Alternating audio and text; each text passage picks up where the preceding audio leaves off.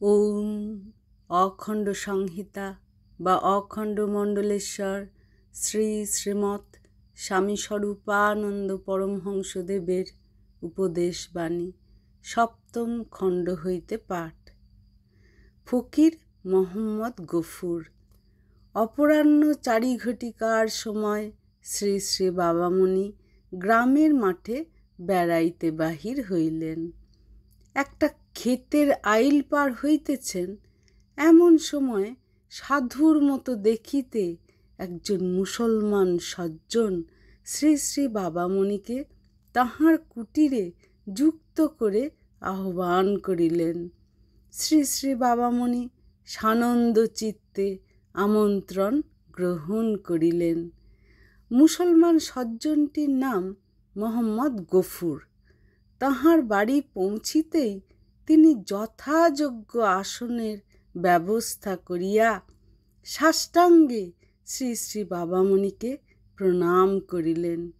দুটি একটি কথা বলিতেই প্রকাশ হইয়া পড়িল যে গফুর একজন উচ্চ আধ্যাত্মিক অবস্থা সম্পন্ন ফকির। ফকির সাহেবের 2-1 সহযোগী ভক্তিভাবমূলক সঙ্গীত করিতে লাগিলেন এবং তৎপরে ফকির সাহেব ও শ্রী শ্রী বাবামণির মধ্যে সাকার ও নিরাকার সম্পর্কে আলোচনা চলিতে লাগিল। গ্রামবাসী যাহারা সঙ্গে ছিলেন তাহারা গফুর সাহেবের এই একটি অপরূপ পরিচয় পাইয়া চমৎকৃত হইলেন। গফুরকে তাহারা গফুর বলিয়াই এতদিন জানিতেন। তাহার ভিতরে যে এত আধ্যাত্মিক রস, তাহা তাহারা পূর্বে কেহ কল্পনাও করেন নাই। স্পষ্ট বুঝা গেল গফুর সাহেব সাকার উপাসনার সমর্থন কল্পেই 2-4টি কথা যেন শুনিবার জন্য উদ্গ্রীব। গফুরের মূর্তি পূজা। শ্রীযুক্ত গফুরের আঙ্গিনায় বসিয়া এইসব কথা হইতেছিল। কথার অবসরে সকলকে বাহিরে রাখিয়া শ্রীযুক্ত গফুর শ্রী শ্রী বাবামণিকে নিয়া কুটিরের ভিতরে প্রবেশ করিলেন। শ্রী শ্রী বাবামণি দেখিলেন একখানা কালী মূর্তি এবং একখানা রাধাকৃষ্ণের যুগল মূর্তি আসনের উপর সংরক্ষিত। নিত্য তাহাতে পুষ্প চন্দনাদি দ্বারা পূজা করা হইতেছে।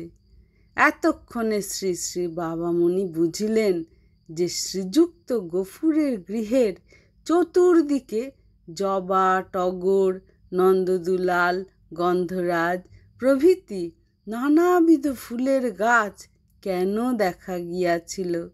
শ্রী শ্রী বাবামণি জিজ্ঞাসা করিলেন, মূর্তি পূজা করে প্রাণে আনন্দ পাচ্ছ গফুর?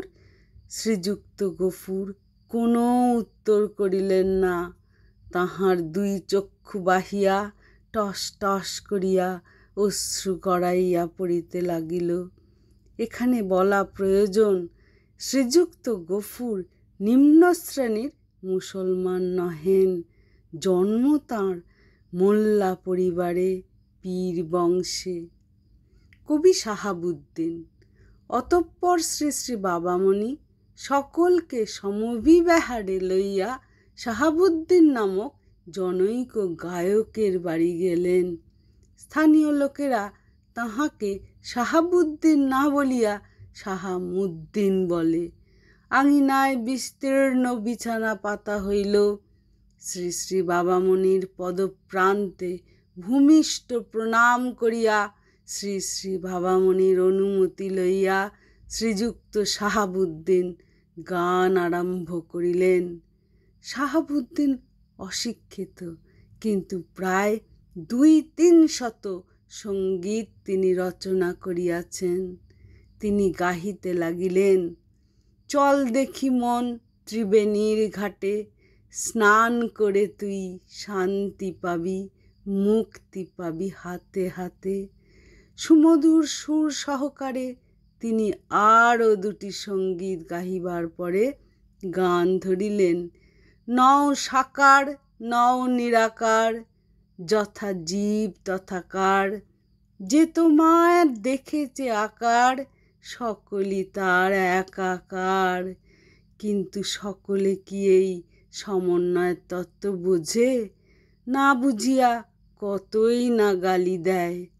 তত্ত্বদেশের দেশী না হইলে কি কেহ এই মধুর আস্বাদ কেমন তাহা বুঝিতে সমর্থ হয়? তাই গানটির শেষ চরণে বর্ণিত হইল, বিদেশিরা পাগল বলে, স্বদেশিরা দেয় বাহার। এ সকল গান সমস্তই শাহাবুদ্দিনের নিজ রচনা। হরি ওম।